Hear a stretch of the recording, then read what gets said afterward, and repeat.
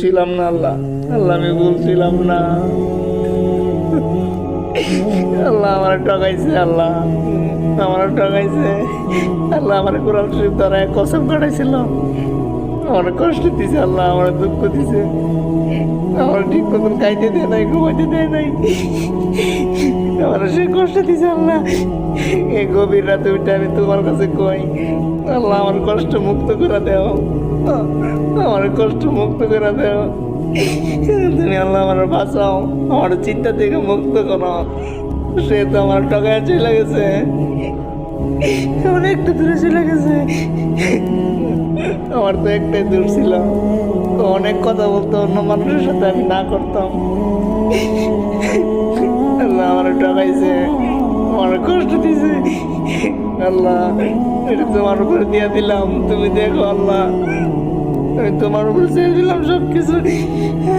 আমি এমন ছিলাম না আল্লাহ, আমার কেন এত কষ্ট হয় আমি তা জানি না, আমার কেন এত কষ্ট হয়, আমার কেন এত মায়া হয়, আমার কেন এত মায়া হয়,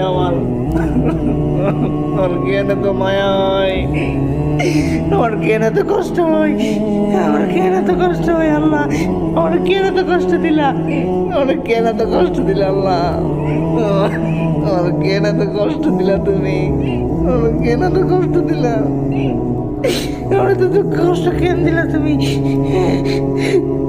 সে আমার কোরআন শরীফ তৈরি কসম কাটছিল অনেকবার, সে আমার চাইরা যাইব না কোনোদিন। আজকে সে নাই, আমি তো আল্লাহ ঠিকই আছি, আল্লাহ আমি তো যাই নাই। সে আমার ঠকাইছে আল্লাহ, সে আমার ঠকাইছে, আমি তোমার কাছে বিচার দিই।